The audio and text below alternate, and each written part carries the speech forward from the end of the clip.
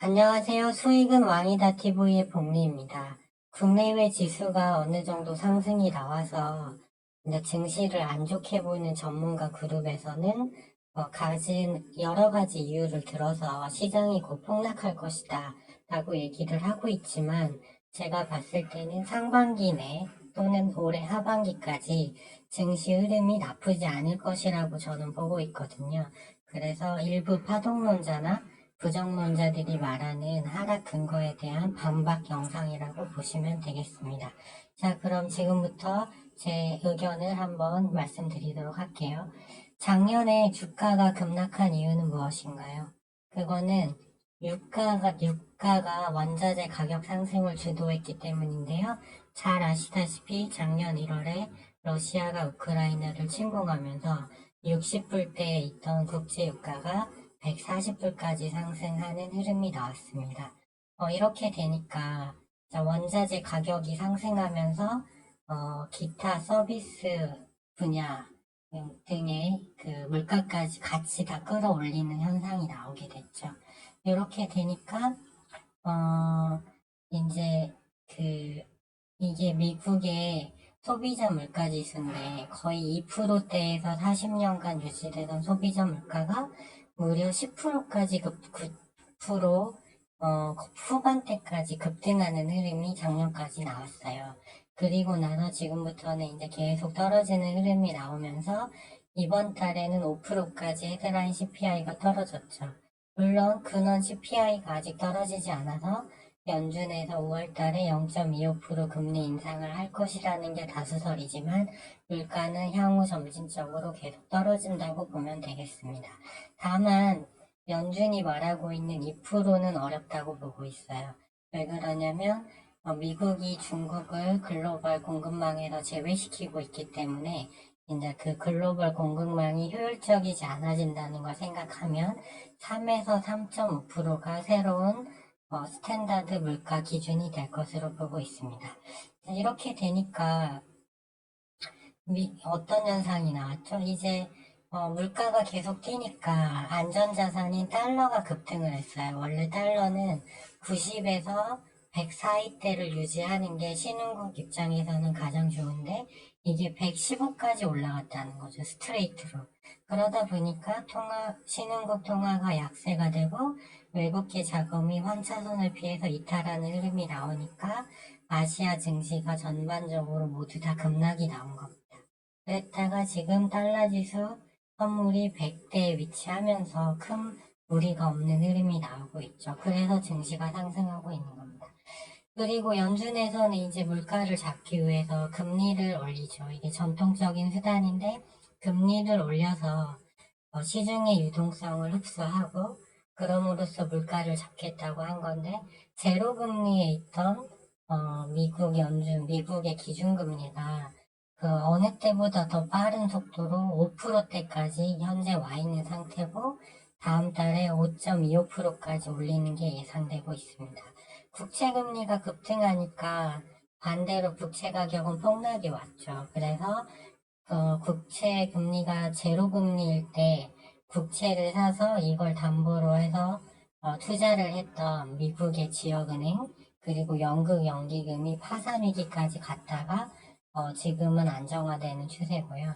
부동산 가격도 금리가 오르니까 하락하는 현상이 나오고 있습니다. 그러나 연준도 계속 이렇게 금리를 계속 올릴 수는 없거든요. 왜 그러냐면 여기서 달러가 급등했었던 이유는 이제 달러가 계속 강세가 되고 신흥국 통화가 약세가 되니까 통화시장에서 이를 노리고 공격하는 일본이나 중국, 한국 등의 환세력들이 좀 활개를 쳤거든요. 그래서 자국의 통화 가치를 방어하기 위해서 미국 부채를 중국이하고 일본이 계속 내다 팔게 된 거죠. 그래서 미국 연준에서 이걸 막기 위해서 재무부죠. 일시적으로 채권 매입을 고려하기도 했습니다. 그렇기 때문에 미국 입장에서도 물가만 잡힌다면 굳이 이렇게 금리를 계속 고금리를 유지할 필요도 없고 금리를 더 올리게 되면 미국이 돈을 가져다 쓰는 일종의 창구 역할을 하는 미국 국제시장이 붕괴될 수 있기 때문에 여기서 이제 5.25%에서 동결이 되고 물가 상황에 따라서 하반기에는 금리가 인하될 가능성도 있다고 봐야 하겠습니다. 유가와 금리가 상승하는 시기에 지수 하락은 공식이고요.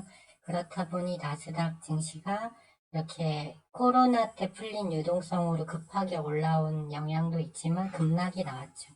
그러다가 최근에 상승하는 추세입니다. 그리고 시장의 유동성을 나타내는 엠프 통화량은 계속 증가하다가 코로나 시기에 압도적으로 늘었어요. 그러다가 지금 서서히 감소 추세인데 유동성은 항상 줄어든 적이 없습니다.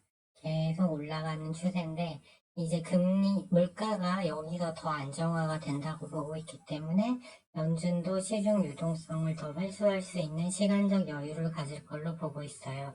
그러면 이제 부정론자들이 계속 시장은 빠질 거다라고 얘기하는 주요 근거가 뭐냐면 경기 침체입니다. 시장의 유동성이 많으니 닷컴 버블 대공황 시기처럼 주식시장이 다시 급락할 것이라는 건데요. 저는 이 기관에 동의하지 않는 게 닷컴 버블과 대공황 시기에는 산업 구조가 되게 취약했습니다. 그래서 이때 닷컴 버블 때를 보면 실제 실적도 없는 회사의 주가들이 너무 많이 올랐지만 지금은 워낙 기술의 발전 속도가 빨라지면서 실적이 나오고 있는 상황이거든요. 새로운 산업이 태동하고 있고 전기차처럼 그렇기 때문에 이때와는 다르고요. 미국 지역은행 상업용 부동산 위기, 그 다음에 은행 파산, 이제 은행의 파생상품 만기가 주로 연말에 묶여 있거든요, 많이. 그래서 이 위기론을 계속 거론을 하는데, 이 모든 사태의 원인은 물가라고 말씀드렸죠. 그래서 원자재 가격이 크게 반등하지만 않는다면 물가는 계속 내려올 것이고 그러면 금리도 내려오고 그러면 부채 가격이 회복되기 때문에 이것들은 큰 위기가 되지 않는다고 보고 있습니다. 그리고 이제 나스닥 월봉 차트를 한번 보시면 쭉 작년부터 계속 내려오다가 최근에 반등이 나오는데 3월 달에는 거래량을 많이 동반한 반등 흐름이 나왔고 지금도 추세를 유지 중에 있어요. 다만 빨간색 21선이 아직 내려오고 있어서 이 5일선이 이걸 뚫어주거나 60일 이평선이 꺾이지 않고 계속 올라와야 되는데 수렴이 완료되는 시점이 대략적으로 보면 11월 정도로 나와요. 그렇기 때문에 상반기 내에는 물가는 계속 내려올 거고 그게 주요 이슈이기 때문에 여기서 급격하게 내려갈 일은 없고 이제 많이 연말쯤에 했을 때 이제 실제 리세션이 오지 않는다면 증시가 여기서 빠질 일은 더 없다라고 제가 보고 있습니다. 보니까 뭐 빅스라는 그 공포지수 한 가지 그리고 또는 닷컴 버블 때와 그 2008년 금융위기 때 차트를 대입해서 하락이 온다라고 말하고 있는데 그거는 기술적 분석이죠. 그 2008년에는 실제로 모기지에서 비롯된 파생상품 때문에 미국과 유럽의 은행이 다 파산할 뻔했던 엄청난 시스템 위기였지만 지금의 상황은 그게 아니거든요. 제가 설명드렸듯이. 그렇기 때문에 기술적 분석 또한 중요하다는 걸 동의하지만 현재 그런 시황이나 경제 흐름을 분석했을 때 그 정도의 파급력은 없다. 그리고 여기서부터 3월부터는 계속 주저하던 이제 개인들의 예탁금이 많이 늘기 시작했어요. 그러면서 여기서 엄청나게 수익을 냈던 공매도 세력들이 쇼커버링을 하기 시작했죠. 근데 역설적으로 지금 이 자리에서도 기관과 외인의 국내외 증시, 주식, 보유 비중은 역대 최저치입니다. 2008년도보다 낮아요.